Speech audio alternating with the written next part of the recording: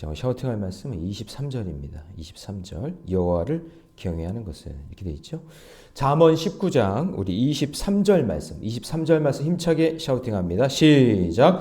여호와를 경외하는 것은 사람으로 생명에 이르게 하는 것이라 경외하는 자는 족하게 지내고 재앙을 당하지 아니하느니라.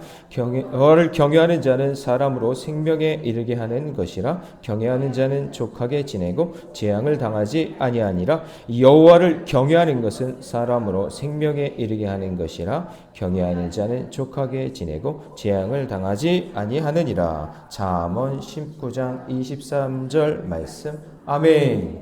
할렐루야. 네, 오늘 함께 읽은 귀한 말씀을 가지고 생명에 이르는 경외라는 제목으로 하나님 말씀 함께 나누겠습니다.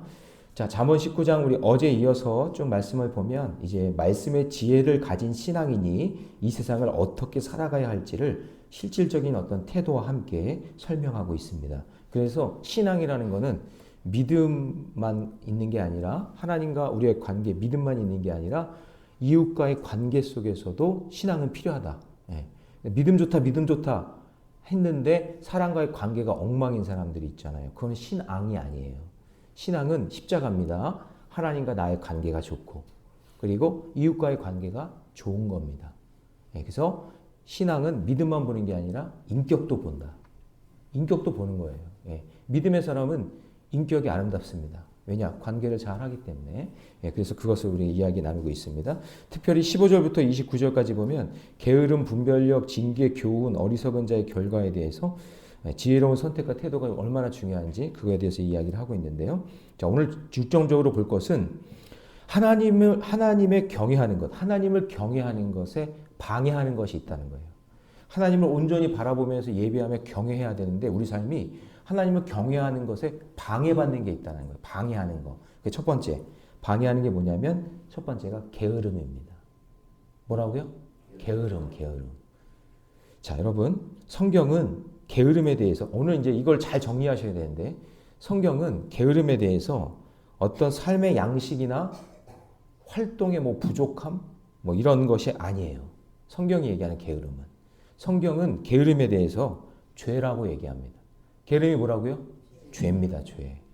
그래서 예를 들면 자, 하나님이 창세기에서 아담과 하와에게 에덴 동산을 창설해 주셨죠. 여러분 하나님의 속성은 하나님은요 부지런하십니다. 네, 하나님은요 그냥 하여튼 생명 살리는 일이면 그냥 열심히 일하시고 지금도 하나님은 일하고 계시는 줄 믿습니다. 그냥 근데 그 에덴 동산을 만들어 주시고 뭐라고 하셨냐면 부지런히 경작하고 지키고 번성하라 그랬어요. 네, 잘 들어보세요. 하나님은 에덴 동산을 주고 그냥 내팽개친 게 아니라 경작하고 지키고 번성하게 해라. 그러니까 하나님의 속성은 뭐냐면 수고에 대한 보상이 있기 때문에 하나님의 속성이 부지런함이기 때문에 우리가 게으르다는 건 뭐냐? 그거는요 순종이 아니라 불순종입니다. 그래서 게으름은 죄악입니다. 죄악이에요. 그래서 예수님도 잘 보세요. 마태복음 25장에 보면 달란트 비유가 나오죠. 그때 달란트, 한 달란트, 두 달란트, 다섯 달란트 이렇게 맡겼잖아요. 그런데 한 달란트 맡긴 사람이 땅에 묻어놨다가 그거 가져오잖아요. 저 여기 있습니다. 본전은 여기 있습니다. 라고 할 때 예수님이 뭐라 그러죠? 악하고 게으른 종아. 악이에요. 게으른 거 악입니다. 죄예요. 이거 여러분 잘 보셔야 돼요. 그래서 15절 다시 같이 있습니다. 시작. 게으름이 사람으로 깊이 잠들게 하나니 태만한 사람은 줄일 것이니라. 여러분 깊이 잠든다. 영혼이 죽는 거예요. 영혼이 죽는 거고 줄인다라는 것도 생명과 연결되어 있잖아요. 그래서 결국 깊은 잠과 같이 사람을 무감각하게 만들어서 영적인 생명을 죽이는 겁니다. 예. 자, 그래서 16절 같이 있습니다. 시작. 계명을 지키는 자는 자기 영혼을 지키거니와 자기의 행실을 삼가지 아니하는 자는 죽으리라.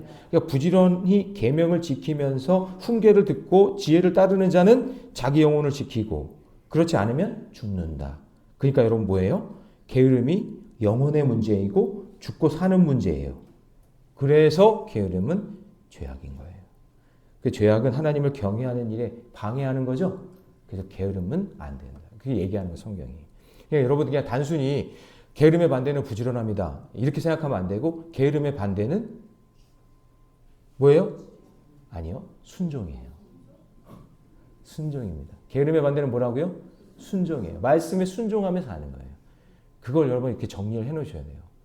그러니까 여러분 그냥 단순하게 여러분 이런 거 있잖아요. 게으름은 뭐 이렇게 생각하는 분이 있어요. 아, 부지런하게 살면 그러면 되겠네. 그럼 성공하고 그러면 이제 잘 되겠네. 근데 여러분 잘 보면 무엇에 부지런한가를 봐야 돼요. 무엇에 부지런한가. 그게 하나님을 경외하는 일이고 생명을 살리는 일에 부지런함이어야 되는데 여러분 미가서에 보면은 그 이스라엘 백성들이 막 우상 숭배하고 막 그러잖아요. 그럴 때 그들을 어떻게 얘기하냐면 그들이 침상에서 악을 꾀하며 악을 행할 기회를 찾다가 이게 뭐예요? 악에 대해서 부지런한 거죠. 그러니까 부지런한 게 뭘 부지런하냐 도대체. 돈 버는데 부지런하냐? 그냥 가정은 내팽개치고 그냥 세상에 그냥 뭐 명예 쌓는 거에 그냥 부지런한가? 그냥 자녀들은 그냥 내버려 두고 내 할 일 이거에. 그러니까 부지런한 거에 대한 분명한 원칙이 있어야 되는 거예요. 그냥 악하고 죄 짓는데 부지런한데 그게 나 이렇게 부지런하게 살았는데 그럼 난 천국 가겠네. 그게 아니라는 거죠. 그래서 게으름의 반대는 부지런함이 아니라 뭐라고요? 순종이에요. 하나님 말씀대로 살고 있느냐 하느냐. 여러분 이게 너무나 중요한 겁니다. 그래서 로마서 1장 30절에 보면 나중에 찾아보세요. 비방하는 자요, 하나님을 미워하는 자요, 능욕하는 자요, 교만한 자요, 자랑하는 자요. 그 다음에 뭐라 했냐면 악을 도모하는 자요. 악을 도모한다는 게 뭐예요? 악에 대해서 부지런한 거예요. 죄 짓는 거에 아주 부지런한 거예요. 그러니까 이 부지런함에 대한 개념을 잘 아셔야 되고 그게 악에 향하고 있다면 하나님과 반대되는 길을 가고 있잖아요. 그죠? 그래서 게으름의 반대는 부지런함이 아니에요. 순종이에요. 하나님 말씀에 순종하는 자가 진정으로 하나님 앞에 부지런한, 영적으로 부지런한 자인 줄로 믿습니다. 자, 그러면 적용 질문 드립니다. 나는 지금 어떤 영역에서 게으르고 어떤 영역에서 부지런합니까? 이걸 질문을 여러분에게 드리고 싶어요. 하나님 제가 게으른데요. 하나님 제가 지금 무엇을 향해 지금 가야 되는지 제가 목표가 없고 비전이 없어요. 하나님 저에게 목표와 비전을 주시고 하나님 제가 세상 일에 그렇게 부지런했는데 하나님 제가 이걸 잘 해석해서 하나님이 기뻐하시는 일이 되기를 원합니다. 하나님 제가 하나님 앞에 순종하는 말씀에 순종하는 자로 살게 해주세요. 그렇게 기도해야 되겠죠. 혹시 지금 어떤 영역에서 게으름으로 인해 하나님의 뜻을 외면하고 있지는 않은지 정직하게 내 삶을 돌아보는 저와 여러분 되시기를 축복합니다. 자, 두 번째 하나님의 경외하는 것에 방해하는 것은요. 하나님의 뜻을 무시하고 자기 계획대로 사는 거예요. 그게 하나님을 경외하지 않는 겁니다. 자, 21절 같이 있습니다. 다 같이 시작. 사람의 마음에는 많은 계획이 있어도 오직 여호와의 뜻만이 완전히 서리라. 그러니까 사람의 마음에는 수많은 계획이 있지만 결국 이루어지는 것은 하나님의 뜻 안에서 이루어진다. 그런 뜻인 거예요. 그래서 하나님의 뜻대로 이루어지는 것이 복이에요. 그걸 아는 게 복이에요. 그렇지. 나의 계획도 있고 나의 뜻도 있지만 하나님께서 이렇게 해서 이렇게 인도해 주시는 거구나 라는 것을 아는 사람이 복된 사람이에요. 그러니까 저도 예전에는 그걸 깨닫지 못할 때는 이 사람한테 줄 서면 되겠지? 이 사람이 이렇게 해주면 내 인생길 이렇게 인도해 주겠지? 라고 생각하고 사람 믿고 사람에 기대했는데 뭐 일정 부분 그렇게 해서 이루어지는 것도 있긴 해요. 그런데 안 되더라고요. 제가 늘 얘기하잖아요. 인간이 달아주는 날개는 인간이 그냥 잡아뜯으면 그냥 추락하는 거예요. 하나님이 달아주셔야지. 내가 그냥 그 사람 믿고 이렇게 해서 어떻게 보면 잘 되겠지 해가지고 그렇게 여러분 결혼했죠? 그쵸? 사람 믿고 결혼했죠? 근데 내 계획대로 안 되잖아요. 내 계획대로 안 되잖아요. 맞아요. 그렇잖아요. 속에 말하는 게 막 들리네 나한테. 그러니까 우리 배우자 정할 때도 진짜 신중하게 기도해야 돼요. 내가 좋아하는 사람 내 뜻대로 될 것 같이 이렇게 막 될 것 같은데 안 돼, 그게. 그래서 기도하고 하나님 말씀에 의지해야 되고 그게 영적으로 부지런한 사람이에요. 말씀에 순종하는 사람이. 그게 안 되니까 이게 문제인 거죠. 그래서 21절 사람의 마음에는 많은 계획이 있대. 이것도 하고 싶고 저것도 하고 싶고 막 많은 계획이 있어도 그 중에서 이루어지는 건 뭐예요? 오직 여호와의 뜻만 이루어지는 거예요. 하나님의 계획. 이게 하나님의 계획이 있구나. 그래서 나중에 깨닫는 거죠. 그래서 하나님의 뜻을 믿기 때문에 우리는 가난해도 정직하게 살아갈 수 있는 거예요. 22절. 예로 이렇게 얘기하는 거예요. 다 같이 시작. 사람은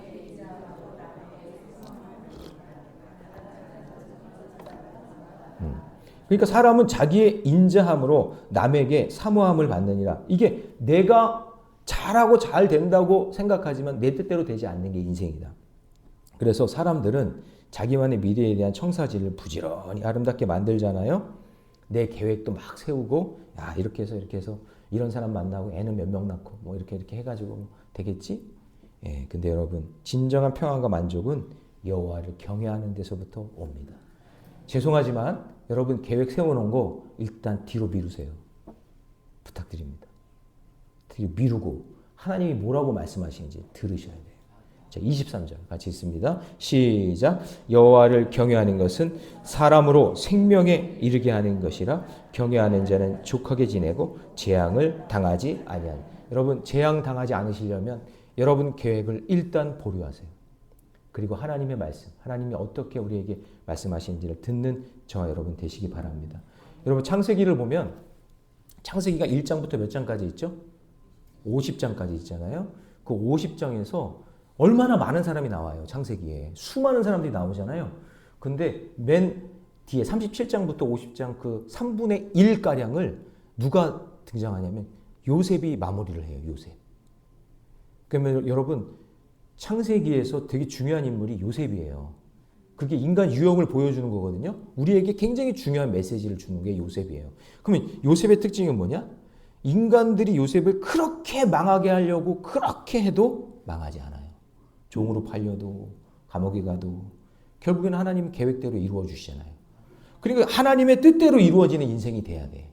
그래서 창세기 50장 20절 거의 마무리가 가서 뭐라고 그러냐면 요셉의 고백이에요. 당신들은 나를 해하려 하였으나 당신들은 누구예요? 형들 자기를 죽이려고 했던 형들. 그거는 누구의 계획이에요? 인간의 계획이죠. 인간의 계획. 요셉을 죽이려고 했던 건 인간의 계획이잖아요. 그런데 뭐라고 하냐면 하나님은 그것을 선으로 바꿔주셔. 거룩한 교환이 일어나는 거예요. 하나님을 바라보는 사람은 거룩한 교환이 일어나서 하나님의 계획으로 바꿔주시는 거죠. 그러니까 인간의 계획으로 시작했지만 인간의 계획대로 되는 게 인생이 아니야. 창세기에서 인간 너희들이 생각하는 대로 되는 게 아니야. 인생은 내 뜻대로 되는 거야. 하나님 말씀대로 되는 거야. 라고 우리에게 가르쳐 주시는 거예요. 그래서 여러분 우리도 예수님을 통해 또 깨닫는 것도 뭐예요? 인간들의 계획은 뭐예요? 예수님을 십자가에 못 박게 해서 죽게 하는 게 인간들의 계획이었죠. 근데 그 십자가 사건이 뭐가 돼요? 구원의 사건이 되는 거예요. 구원의 사건이 되는 거예요. 그러니까 인간들의 계획은 죽이는 거였지만 하나님의 계획은 살리는 것으로 바꿔지는 거예요. 이걸 보셔야 돼요. 이걸 깨달으셔야 돼요. 그래서 하나님의 뜻은 우리의 무수한 계획보다 단순하지만 훨씬 더 완전하게 역사하신다는 사실. 하나님을 의지하고 말씀에 순종하며 살아가는 인생에게 하나님이 악을 선으로 바꾸셔서 완전하게 역사하신다는 것을 믿으시기 바랍니다. 적용 질문 드립니다. 내 삶의 계획 가운데 하나님께 묻고 맡기고 있는 부분은 얼마나 되십니까? 내 수많은 계획 중에 나는 얼마나 하나님께 묻고 맡기며 살고 있습니까? 여러분 계획대로 그냥 막 밀고 나가지 마시고 언제나 하나님의 뜻이 어디 있는지 경청하며 믿음의 길 걸어가시기를 축원합니다. 자, 마지막 세 번째, 하나님의 경외하는 것을 방해하는 건 뭐냐면요, 징계를 무시하는 겁니다.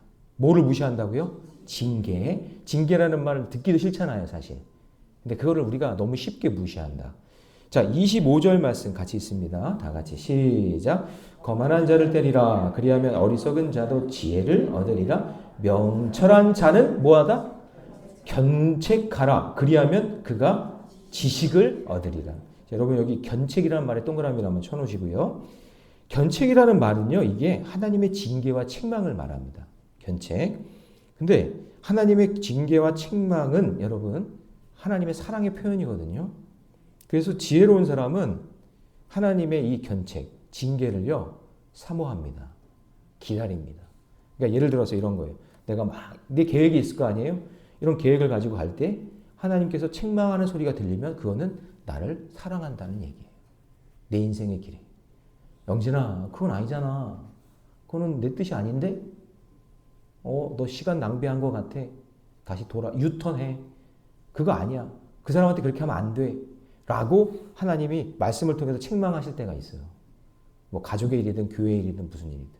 그러면 그거를 들으면 하나님이 나에게 사랑하시는구나. 나에게 관심을 갖는구나. 이렇게 느껴져야 된다는 거예요. 근데 사람들은 징계 듣는 거, 견책하는 거 그거 싫어한단 말이에요. 그래서 그거를 미워하고 어리석은 거예요.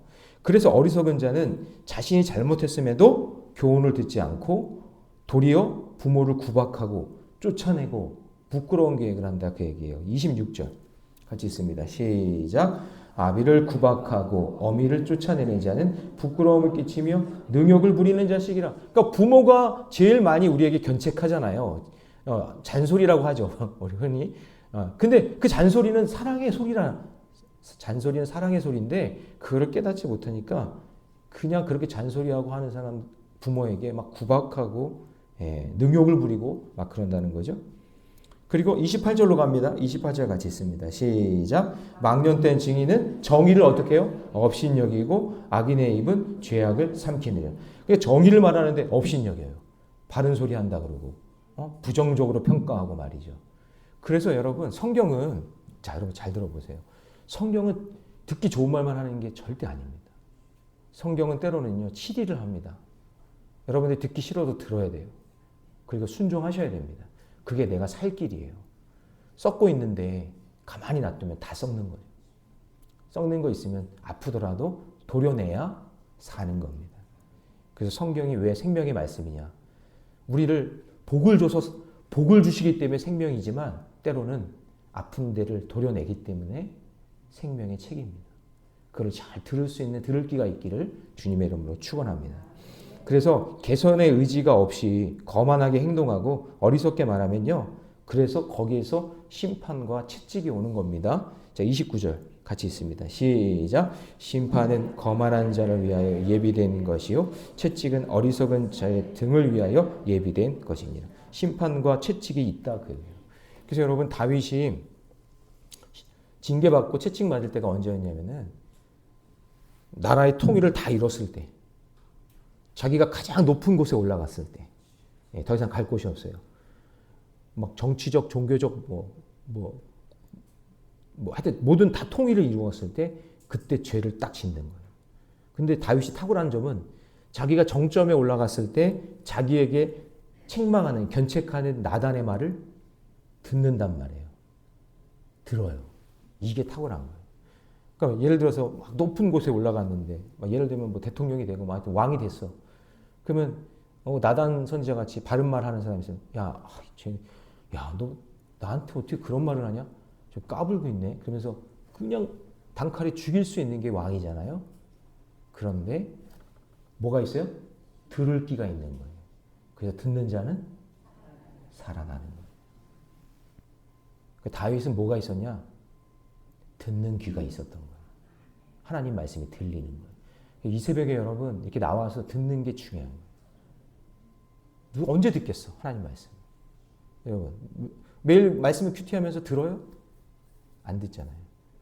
그러니까 듣는 게 중요한 거예요. 들으면 살아납니다. 저는 믿습니다.